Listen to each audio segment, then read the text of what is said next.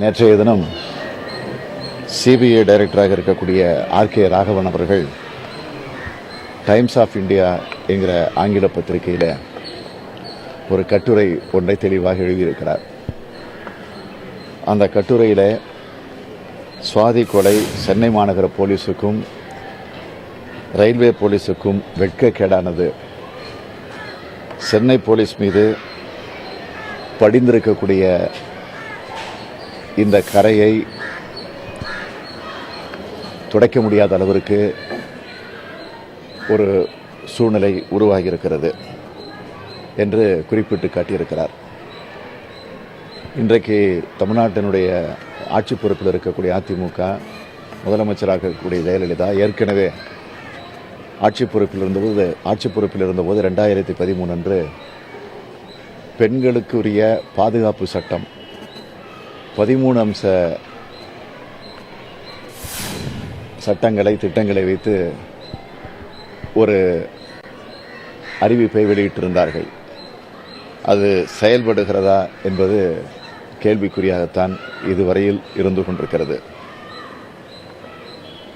அதிமுக ஆட்சிக்கு வந்ததற்கு பிறகு, 2வது முறையாக ஆட்சிக்கு வந்ததற்கு பிறகு மே மாதம் பதவியேற்றுக் கொண்டார்கள்.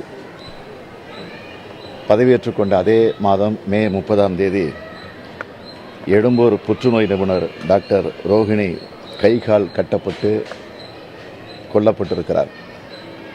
ஜூன் 5ஆம் தேதி சூளைமேட்டு வழக்கறிஞர் முருகன் கொல்லப்பட்டிருக்கிறார். ஜூன் 7ஆம் தேதி ஆர்டிஏ செயல்பாட்டாளர் பாஸ்மால் ஜெயின் சூளை அருகிலே கொல்லப்பட்டிருக்கிறார். ஜூன் 14ஆம் தேதி குரம்பேட்டை கிருஷ்ணவேணி கொல்லப்பட்டிருக்கிறார்.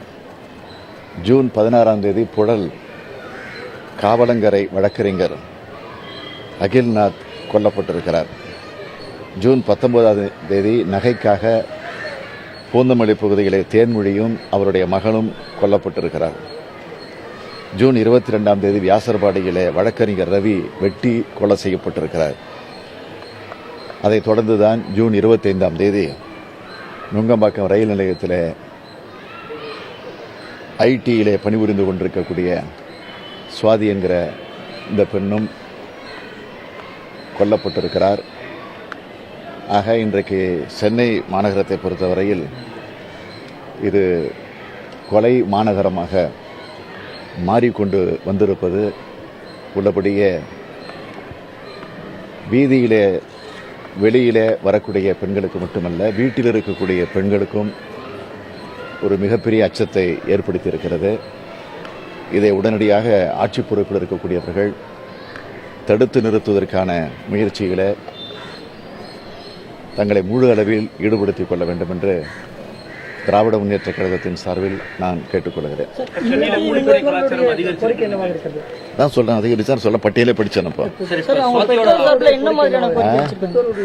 அவங்களுடைய கோரிக்கை என்னன்னா, பெண்கள் தன்னுடைய பெண்ணை தன்னுடைய மகளை இழந்ததை விட இது போன்ற ஒரு கொடுமை இனி வரக்கூடிய காலகட்டத்தில் நடக்கக்கூடாது, இதுவே கடைசியாக இருக்கணும் அப்படின்னு ரொம்ப பெருந்தன்மையோடு சொன்னது என்னுடைய மனதை உலுக்கி இருக்கிறது.